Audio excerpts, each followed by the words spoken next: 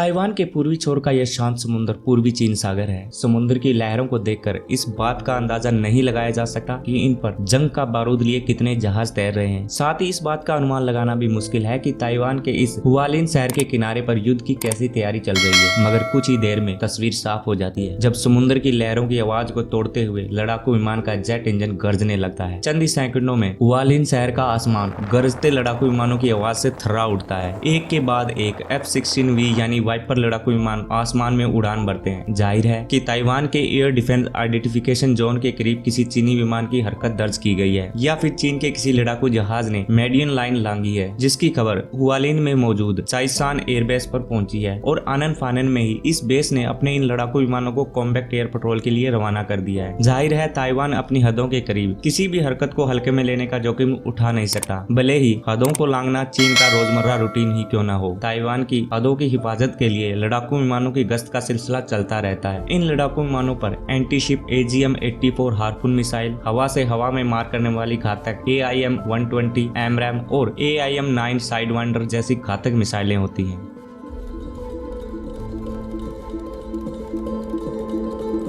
धरती के नक्शे पर महज 36,000 वर्ग किलोमीटर का एक द्वीप है ताइवान, मगर यह द्वीप दुनिया के सबसे सुरक्षित द्वीपों में से एक माना जाता है। इसलिए नहीं क्योंकि इसके पास एशिया में सबसे बड़ा F-16 लड़ाकू विमानों का बेड़ा है, बल्कि इसलिए कि उसने चीन के खतरे से मुकाबले के लिए अपने बचाव के इंतजाम और पलटवार के हथियार भी जमा किए हुए हैं। तभी तो बीते 70 सालों में चीन अपने आकार से कई गुना छोटे इस द्वीप को हथियारों के दम पर हथिया नहीं पाया है। लेकिन इसको समझने के लिए आपको ताइवान की टोपोग्राफी समझनी होगी, यानी यह समझना जरूरी होगा कि 70% पहाड़ी जमीन वाले इस द्वीप ने कैसे इन पहाड़ों को अपना किला बनाया है। यह जानना जरूरी होगा कि ताइपे शहर की इन रौनक भरी सड़कों के नीचे भी सुरंगों का पूरा जाल बिछा हुआ है।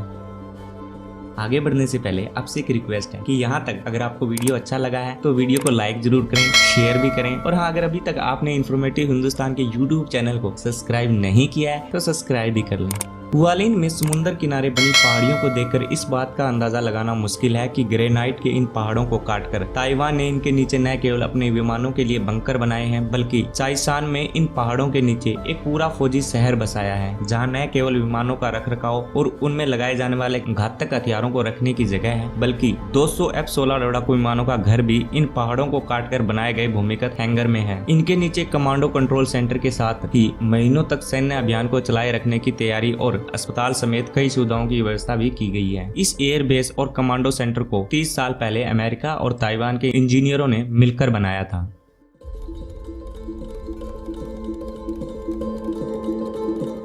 F-16V दुनिया के आधुनिक लड़ाकू विमानों में से एक है। साथ ही इसमें तैनात मिसाइलें इसे एक बेहद खुकार विमान बना देती हैं। इसमें लगा ऐसा रडार एक बार में कई टारगेट पकड़ सकता है। साथ ही इसमें बेहद घातक बम और हवा से जमीन पर और हवा से हवा में मार करने वाली मिसाइलों को लगाया जा सकता है। ये तो दुनिया के 25 देशों की सेनाओं के पास F-16 लड़ाकू विमान है, पर वाइपर इसका सबसे एडवांस वर्जन है, जिसके 66 विमान ताइवान ने अमेरिका से खरीदे हैं।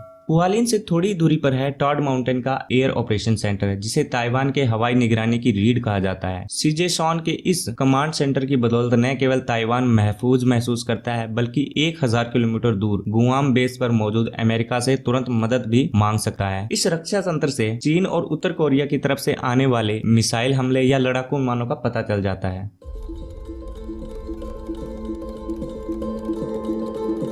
पूरी दुनिया को अपनी तकनीकी ताकत का लोहा बनवा चुके ताइवान के पास अपने एयर डिफेंस आइडेंटिफिकेशन जोन की हिफाजत के लिए रडार नेटवर्क, सैटेलाइट तंत्र और क्लोज इन वेपन सिस्टम से लेकर एयर डिफेंस बैटरी का पूरा जाल है। यानी कि चीन अगर दबे पांव भी दाखिल होने की कोशिश करता है तो उसकी चाल का पता लगाने वाले अर्ली वार्निंग सिस्टम से लेकर रास्ता रोकने वाले विमानों और मिसाइल सिस्टम तक की तैयारी पूरी है। इतना ही नहीं, ताइवान की राजधानी ताइपे की जगमगाती सड़कों के बीच भी बाकायदा सुरंगों का जाल बिछाया गया है। इस जाल में न केवल लोगों की हिफाजत के लिए बनाए गए सैकड़ों बंकर हैं, बल्कि सरकार और सेना के कामकाज के लिए भी अंडरग्राउंड कमांड सेंटर हैं। जानकारों के मुताबिक दुनिया के बड़े नेता जब भी ताइवान आते हैं तो आमतौर पर ताइपे के जिस एक नामी 5 सितारा होटल में ठहरते हैं, उसके नीचे ताइवान सरकार का अंडरग्राउंड हैगसॉन मिलिट्री कमांड सेंटर है। यह कमांड सेंटर न केवल ताइवान के अन्य कमांड पोस्ट से जुड़ा हुआ है, बल्कि अमेरिका के हवाई में मौजूद इंडो पैसिफिक कमांड से भी सीधे हॉटलाइन से जुड़ा है। यानी कि किसी भी खतरे की सूरत में ताइवान की राष्ट्रीय साई इंग वेन इस कमांड सेंटर के जरिए ऑपरेशन की निगरानी भी कर सकती है और अमेरिका से मदद भी जुटा सकती है। जमीन से नीचे बनाए गए इस Hengshan tri service military command centre में ताइवान का नेतृत्व महीनों तक अपना काम कर सकता है। इसकी अहमियत का अंदाजा इस बात से लगाया जा सकता है कि चीनी सेना की रॉकेट फोर्स और आर्टिलरी ने उस ब्रिज को उड़ाने का सिमुलेशन अभ्यास भी किया है जो राष्ट्रपति भवन को इस कमांड सेंटर से जोड़ता है। तो इसी के साथ करते हैं वीडियो यहीं पे समाप्त। आपकी क्या राय है चाइना और ताइवान को लेकर, प्लीज कमेंट बॉक्स में हमें जरूर बताएं। और अगर अभी तक आपने चैनल को सब्सक्राइब नहीं किया तो सब्सक्राइब कर दें, वीडियो को लाइक करें, शेयर करें। धन्यवाद। जय हिंद।